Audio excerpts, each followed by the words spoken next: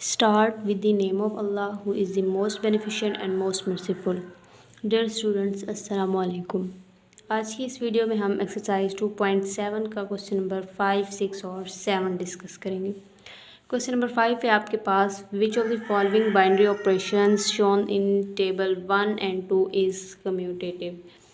जो binary operation जो है आपको इसमें यूज़ किया गया है, ठीक है, टेबल 1 और 2 में, इसमें आपने बताना है कि कौन सा टेबल कम्यूटेटिव है और कौन सा नहीं है, ठीक है, किसमें कम्यूटेटिव प्रॉपर्टी होल्ड करती है और किस में नहीं करती। तो फर्स्ट टेबल है आपके पास, इसमें है elements A B C D और यहाँ भी ए बी सी डी लेंगे, ये आपकी बुक में टेबल बना गया है, ठीक है। और सेकंड टेबल ये है। तो पहले हम फर्स्ट देख लेते हैं क्या इसमें कम्यूटेटिव है या नहीं। कम्यूटेटिव आपने पढ़ी हुई है प्रॉपर्टी के ए प्लस, अगर एडिशन की बात करें तो a plus b is equal to b plus a, और मल्टीप्लाई हो तो a multiply b is equal to b multiply, ठीक है। तो अब यहाँ पे ये ऑपरेशन उसने मेंशन नहीं किया कि ये कौन सा है, ठीक है। तो अब आपने देखना है कि कम्यूटेटिव जो है होल्ड करती है या नहीं। तो हम इसमें देख लेते हैं ए स्टेरिक ए नहीं देखना होता, आपने बी देखना होता है। A asterisk b is equal to b asterisk है, ठीक है। तो हम यहाँ पे देख लेते हैं ए स्टेरिक बी, ए को जब बी के साथ ऑपरेट करते हैं तो आंसर क्या मिलता है, सी, मतलब a asterisk b is equal to c. अब आपने देखना है बी स्टेरिक ए, तो b asterisk a is equal to b. तो ये आपको यहाँ पे क्लियरली नज़र आ रहा है कि ये कम्यूटेटिव नहीं है, बिकॉज ए स्टेरिक बी का आंसर सी आता है और बी स्टेरिक ए का आंसर बी आता है और ये दोनों इक्वल नहीं है, ठीक है। इसी बात को हम यहाँ पे आगे लिख सकते हैं। तो यहाँ पे आप लिख देंगे इन टेबल 1, ठीक है। टेबल 1 में आपने क्या देखा कि ए स्टेरिक बी का आंसर क्या आया था आपके पास, सी, ठीक है। और बी स्टेरिक ए का आंसर क्या आया था आपके पास, बी, ठीक है। तो यहाँ से आपको क्या पता चला, this implies that a asterisk b is not equal to b asterisk a. जब ये इक्वल है ही नहीं तो आपके पास कम्यूटेटिव होल्ड नहीं करता। तो यहाँ पे आप क्या लिख देंगे, बाइनरी ऑपरेशन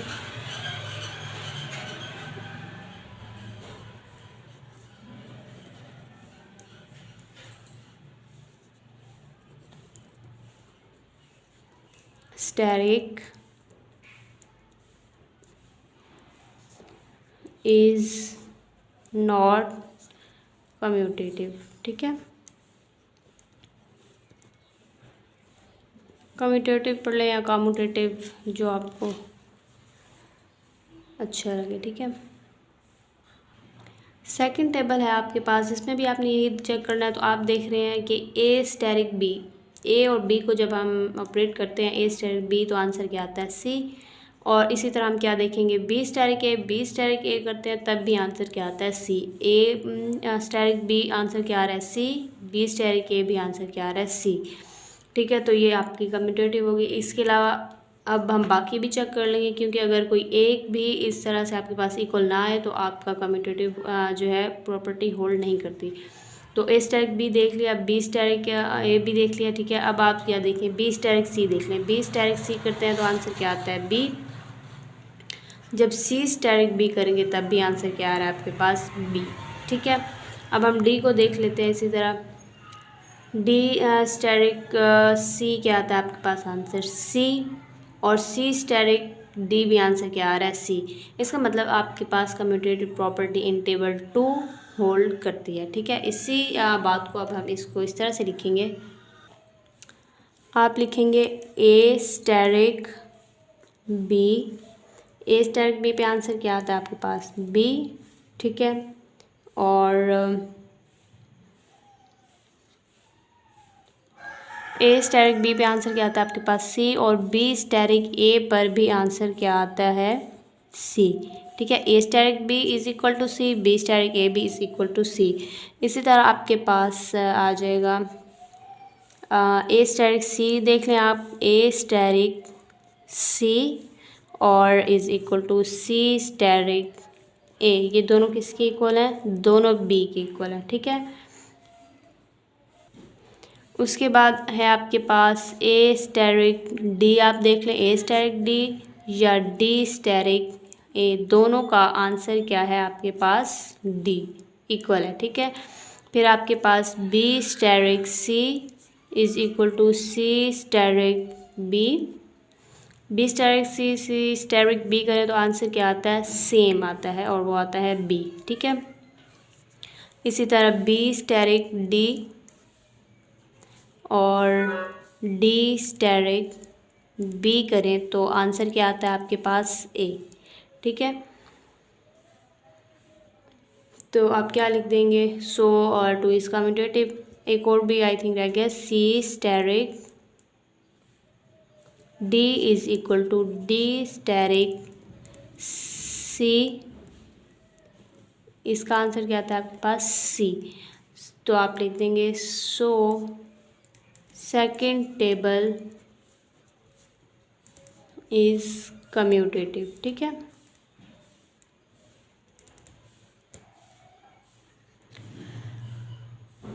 ये था आपका क्वेश्चन नंबर 5। इसमें जस्ट आपने ये बताना था कि कम्यूटेटिव प्रॉपर्टी होल्ड करती है या नहीं, ठीक है। नाउ क्वेश्चन नंबर 6 है आपके पास। क्वेश्चन नंबर 6 का टेबल ये मैंने यहाँ पे ड्रॉ कर दिया, ठीक है। क्वेश्चन जो है मैं आपकी बुक से रीड कर देती हूँ। Split the missing elements of third row of the given table so that the binary operation steric may be associative। इसमें आपकी ये जो देखें आपको नज़र आ रही है थर्ड रो क्या है आपके पास मिसिंग है, तो आपने इसको कंप्लीट करना है, ठीक है। आप इसको कंप्लीट किस तरह से करेंगे, और ऑपरेशन से यहाँ पे बताया बाइनरी ऑपरेशन इज़ एसोसिएटिव, ठीक है। तो अब आपने फाइंड क्या करना है, आप देखें आपने फाइंड करना है सी स्टेरिक ए, सी स्टेरिक ए फाइंड करना है। देखें सी स्टेरिक ए, सी स्टेरिक बी, सी steric c, c asterisk D, सी स्टेरिक ए, सी स्टेरिक बी, ठीक है, सी स्टेरिक सी और सी स्टेरिक डी आपने ये फाइंड करना है, ठीक है। और स्टेरिक का साइन आपने इस तरह से रिप्रेजेंट करना होता है, ठीक है। आपने ये चीज़ें फाइंड करनी है। अब देखिए सी स्टेरिक ए फाइंड करना है। अब देखिए आपके पास आंसर सी कहाँ पे आ रहा है, तो सी आंसर आ रहा है आप डी को बी से जब ऑपरेट करते हैं, और बट देखिए यहाँ पे बी को सी से भी करते हैं तब सी आंसर आ रहा है।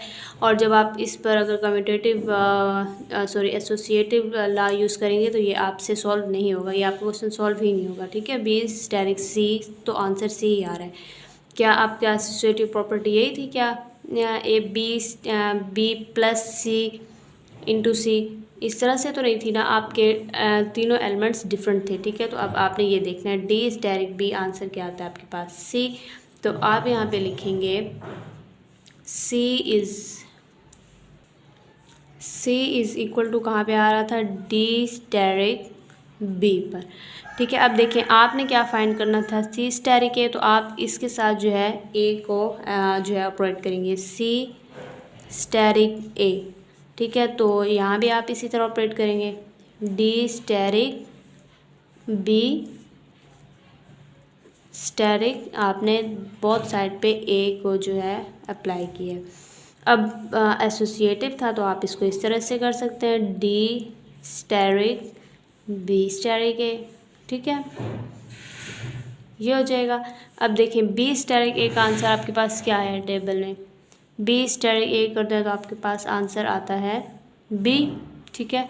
तो आपने यहाँ पे यही लिख देना है, बी स्टेरिक ए किया तो आपके पास आंसर आ गया जनाब बी। अब डी स्टेरिक बी करेंगे तो क्या आएगा, डी स्टेरिक बी करते हैं तो आंसर, डी स्टेरिक बी करते हैं तो आंसर क्या आता है आपके पास सी, ठीक है। तो यहाँ पे क्या आ जाएगा सी, डी स्टेरिक बी पे आंसर क्या आता है सी, इसका मतलब सी स्टेरिक ए आपने फाइंड कर लिया, वो है आपके पास सी। तो यहाँ पे आपका ये आंसर होगा कि सी asterisk A, C asterisk a जब आपने किया तो आपके पास आंसर क्या आ गया सी, ठीक है। तो यहाँ पे आप ये लिख देंगे। इसी तरह आपने ये जो हमने ये लिया था c is equal to D asterisk b, इसके साथ आपने b को मल्टीप्लाई करवाना है। जैसे हमने यहाँ पे a को किया है, b को करेंगे बिकॉज आपको c स्टेरिक b चाहिए, फिर आप c को करेंगे क्योंकि आपको c स्टेरिक c चाहिए, फिर आपने क्या करना है, d को मल्टीप्लाई करना है। तो इस तरह से आपके पास इन सब के आंसर जो है फाइंड होंगे। आपने बिल्कुल यही मेथड यूज़ करना है, बस यहाँ पे a की जगह b लिख देंगे तो यहाँ भी b आ जाएगा, यहाँ भी b आ जाएगा, ठीक है। तो जब b स्टेरिक b करेंगे तो वो आंसर आपको टेबल से मिलेगा कि b स्टेरिक b क्या आता था, a, ठीक है। तो इस तरह से आपने सारा टेबल फाइंड कर लेना है और आपके पास आंसर आ जाएंगे यहाँ पे, ठीक है। यहाँ पे क्या आ जाएगा, c, यहाँ पे आ जाएगा आपके पास d, और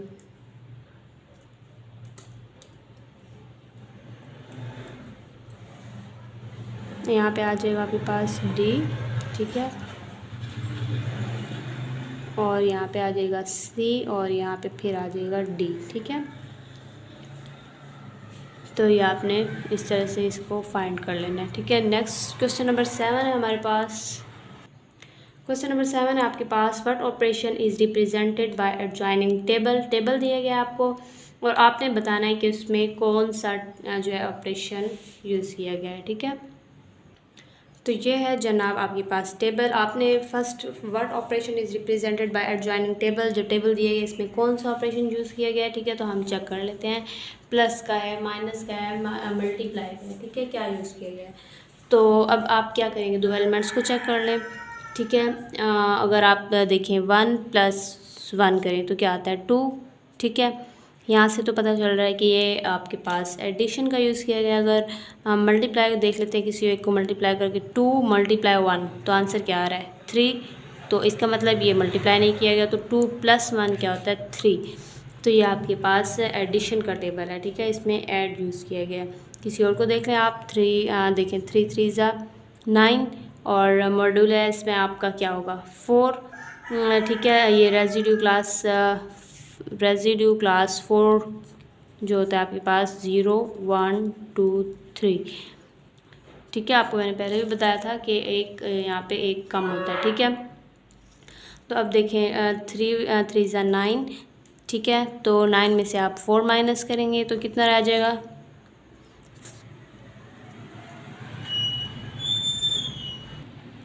हाँ जी, माइनस करेंगे तो आपके पास रह जाएगा 5 में से अगेन 4 माइनस करेंगे तो 1 आ जाएगा, जबकि यहाँ पे आपके पास आंसर आ रहा है 2। इसका मतलब आप इसको ऐड करके देख लें, 3 + 3 क्या होता है 6 में से जब आप 4 माइनस करेंगे तो क्या आ जाएगा आंसर 2।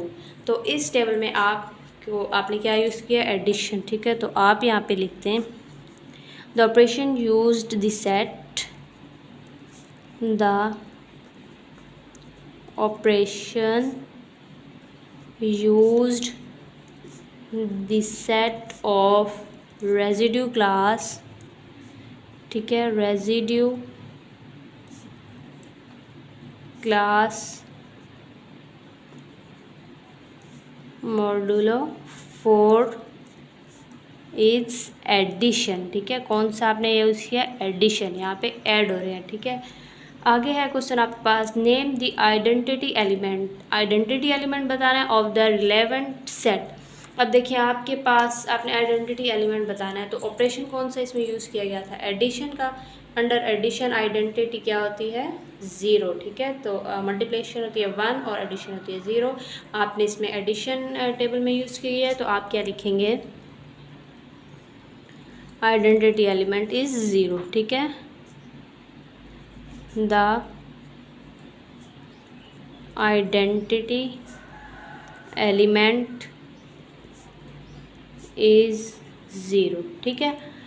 आगे है क्वेश्चन आपके पास, इज द ऑपरेशन एसोसिएटिव। क्या ऑपरेशन एसोसिएटिव है, ठीक है। एसोसिएटिव क्या आता है, a + b + c = a + b + c, ठीक है।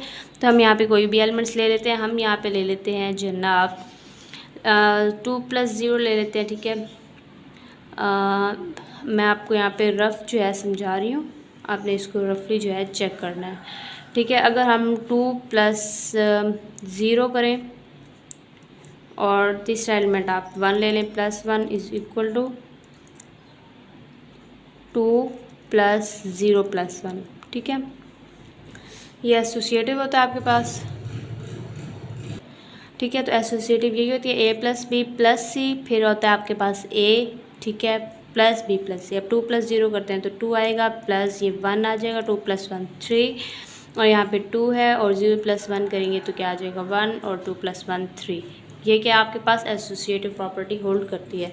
इसी तरह आप किसी और को चेक कर लें। अगर आप इसमें ले लें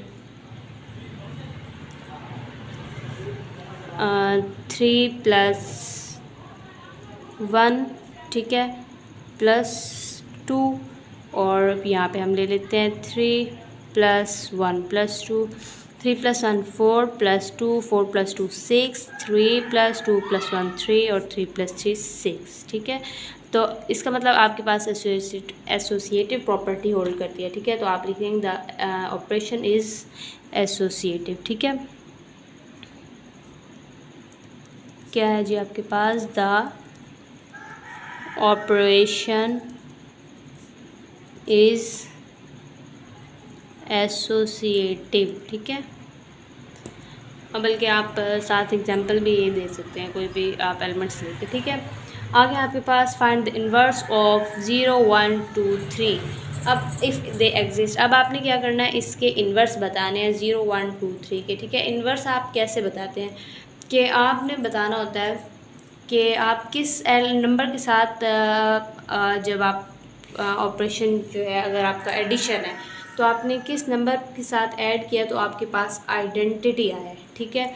अब मैं आपको ये बात टेबल से समझाती हूँ, आपको अच्छे से समझ आ जाएगी। अब देखें आइडेंटिटी, अगर देखें 2 को आपने किसके साथ ऐड किया तो आपके पास आंसर आइडेंटिटी आ रहा है। आइडेंटिटी 0 थी ना अंडर एडिशन, तो 2 को आपने 1 के साथ जब ऐड किया है, 2 में 1 ऐड किया, तब आपके पास आंसर आइडेंटिटी आ रहा है 0। 2 + 1 करते हैं तो 0 आता है, ठीक है। तो अब ये जिसके साथ आपने ऐड किया तो वो आपका क्या हो जाएगा, इन्वर्स। इसका मतलब 2 का इन्वर्स क्या हो जाएगा आपके पास 1, ठीक है। तो आप यहाँ पे क्या लिखेंगे, इन्वर्स ऑफ 2 इज़ 1, ठीक है। अब देखिए यहाँ पे आइडेंटिटी 2 + 2 क्या आ रहा है 0। 2 में जब आपने 2 ऐड किया तो आंसर आ रहा है 0, ठीक है। तो अब ये वाला 2 जो है आपका जो है इन्वर्स होगा, इन्वर्स ऑफ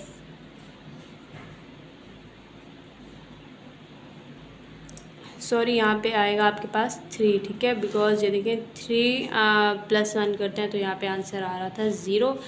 अच्छा 2 के साथ 2 का इन्वर्स कैसे फाइंड करने के, 2 को किसके साथ ऐड किया तो आंसर 0 आ रहा है। 2 में 2 ऐड किया तो आंसर क्या आ रहा है 0। तो आप लेंगे 2 इज़ 2। और 3 का इन्वर्स हम देख लेते हैं कि आइडेंटिटी कहाँ पे आ रहा है, यहाँ पे, ठीक है। 3 का आपने लिख लिया है, 3 को जो 3 में 1 ऐड करते हैं तो आंसर 0 आ रहा है।